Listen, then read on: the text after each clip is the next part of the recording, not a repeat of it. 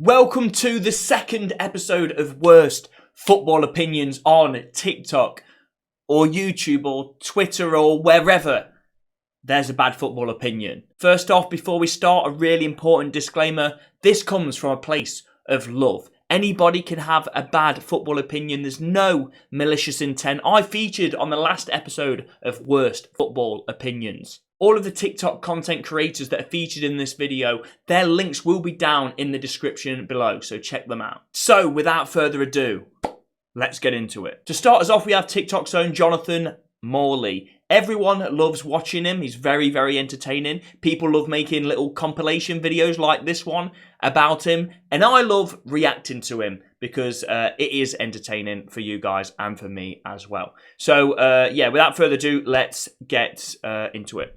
This is your friendly reminder that pre-season friendlies mean absolutely fuck all. Oh, this man was a flop. Where are the haters at now? For context, by the way, I believe that is when Manchester United won against Liverpool pre-season 3 or 4-0, something like that. And he's obviously saying, as you saw in the video, that pre-season doesn't matter. And then Darwin Núñez scores in the very next pre-season match, and it's like, I thought he was a flop. As if it matters. So, just some additional context if you didn't get that from the video. Number 20 is coming home for Liverpool. Way down in 6. What the fuck was that? What the actual fuck? Manchester United. And to think you lot actually thought you could laugh at us yet. What have I just watched? What the fuck have I just watched? Call the season off. Call the fucking season off. Oh, yes, that's my favourite of all time. What a quote. Call the season off. Nearly won a game. Let's just give the league a shot. Wait, we're going to get the season starts now. That's what I'm waiting for. Now is when the season starts. Points to them. How the fuck do you drop points to them? They are the worst team in the league. Get rid of all of them. I'm not even fucking joking. Get rid of all of them. The season starts tonight. Forget the second time. We are an absolute fucking joke. These people have a job. I genuinely feel emotional after watching that. How do we go from the performance against Manchester City to 1 week later produce whatever I have said about Liverpool winning the Premier League? We have as good a chance as anybody. What can I say that has not already been said? For the World Cup starting tomorrow, England will not get out of this group. Yes! Get in! Liverpool will win number 7 in this cup. Do I care? No, I don't. Because who cares about days ago? We're going to see the real Liverpool in 2023. And today is the start. This team just makes me sad. Can't even score goals. Darwin Núñez, where are you? This is not how this season was supposed to go. We were supposed to be title challengers. So there we have it. And I'm actually going to defend Jonathon a little bit here. First off, you know, most of them are not football opinions. There's a few bad ones thrown in there, like England aren't getting out the group, which obviously we ended up winning it. But for the most of it, it's just kind of reacting to the roller coaster ride of being a football fan throughout the season. I'm sure if you went on my TikTok and had a look at some of my match reactions and stuff like that, you would see me being probably a little bit over the top positive when we win a game, and when we lose a game, over the top negative. It's just, that is what the roller coaster of being a football fan. You have highs, you have lows in a season, and when you compile them together and stitch them like this compilation has done, it seems silly. And you put the music over the top, then of course, yeah, that adds to the silliness. But that was very enjoyable to see the pain of a Liverpool fan. You love to see it. Anyway, on to number 2. Next up, we have one of the GOATs of football. For some people, for many people, maybe the GOAT of football, and that is Cristiano Ronaldo in his first press conference, awaiting his first game for Al Nassr, obviously in the Saudi League. And he made a little bit of a hiccup here. Let's see if you can spot it. Good job. It's not easy to win any games today because the teams, they are prepared. The football, it's different. The evolution of football is different. So for me, it's not the end of my career to come in South Africa. This is why I want to change. And to be honest, I'm really done. That's not where Saudi Arabia is. It is not in South Africa. Yeah, not too far away. 6,344 miles away. 177 hours by car. Includes tolls, apparently. A ferry. And also a great chance of getting murdered by the looks of the route. It's not really a bad football opinion. It's more of a bad geography knowledge.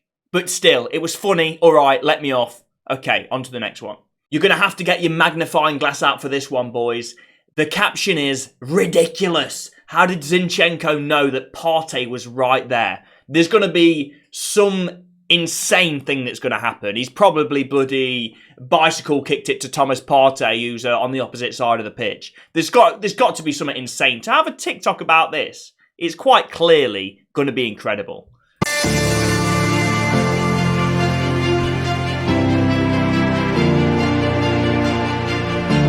Oh, give me the slow-mo.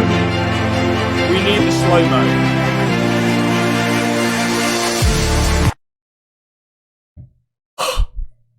No way! How did he know? How did he know he was there? That is the best pass I've ever seen in my entire life. Let's watch this again.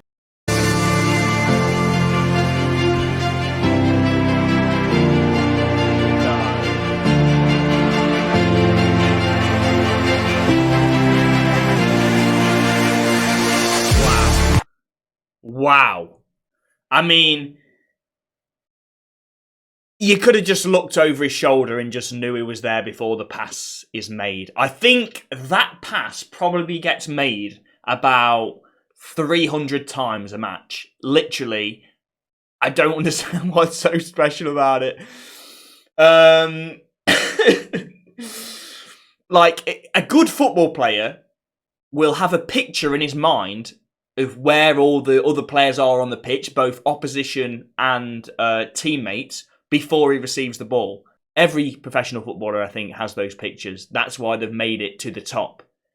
So, whereas, yes, it was a decent pass, good that he knew his surroundings, I don't think it warranted a TikTok about it, to be honest. I don't think it was that amazing. My guy it must be so easily pleased. He must be watching football like this. And it's only a goal kick or something. But yeah, I wish I was as easily pleased, or my wife was as easily pleased as this. Yeah. Next up, we have an oldie but goldie. And what I like most about this clip is that it gets better with age, like a fine wine. And you'll see what I mean right now when I play the clip. Erling Haaland will not live up to the expectation. I am so bored. Why won't he? Because he isn't the player that everybody thinks he is. People are saying that he's. Look at everyone's reaction. Like, you can say it's just a prediction, right, and that's fine. And you can say, I even said Harry Kane would be top goal scorer, which is silly in hindsight. Looking back at it, I mean, I think he might be second. I think he overtook Tony when he scored the hat-trick the other day. But just to kind of dismiss him and say he's not going to live up to hype, not live up to the expectations, when he was so clearly world class even at that young age. And look at Thogden's reaction, head in hands, people saying clip it. It's clearly just a terrible prediction. Going to win the Golden Boot. That is outrageous. It's so disrespectful to the establishment. Why is that outrageous? It's so disrespectful to the establishment. Being the City striker. The Mo Salahs of the world, the Harry Kanes of the world, the Heung-min Sons of the world. Give them the respect to turn up in a new league and win the Golden Boot. That would be a ridiculous achievement, and he isn't going to do it. I think he'd do really well to score. If he scores 15, it would be a really good season. Erling Haaland. Oh, God. 15, man. 15. He's on 21 right now, I believe, and 25, 26 in all competitions. But 15 goals is silly. And like I say, to predict him not getting the Golden Boot, completely fine. But to say, basically, anyone that predicted him to get the Golden Boot are kind of idiots, and they're not just idiots, they're disrespecting the Kanes of the world, the Salah, Son. I mean, it's just because he absolutely scores goals for fun, my guy. That's why. It's no disrespect to anyone else. He outright is an unbelievable striker. But yeah, this hasn't aged well, has it? And you know what I mean now about the fine wine. every single game Haaland plays, he scores. So the opinion it gets better with age. Next up, Jurgen Klopp, very recently, after the 3-1 loss against Brentford. And you know what's coming. It's Klopp excuse bingo. What excuse is it going to be? Bear in mind that they've lost 3-1 by a 2-goal margin. Plus, I think Brentford had a couple of goals rightly disallowed, but still, that shows how on top they were. Of course, we don't behave perfectly, but, how I said, they stretch the rules in these moments. They're really pushing, they're really holding and everything, and the refs, that's obviously what you can do. Yeah. Oh, God. So they stretch the rules, Brentford. So that is the and now, again, I'm not going to take Klopp out of context and say he's saying that is the only reason they lost. But this is the very start of the interview, and that's just the first thing he comes out with. They stretch the rules. Now, I've seen a lot of people, I made a TikTok on this, and I've seen a lot of people say, it's clever from the manager to deflect it. To deflect it and take the heat, basically everyone having a go at him and not the players. It's very clever from Klopp that he's always got an excuse. But I don't know, I think of like Sir Alex Ferguson, and yes, at times he would, say excuses, but he would also do the opposite and like publicly say that his team wasn't good enough and needs improvement to kind of spur on the team or get a reaction from the team.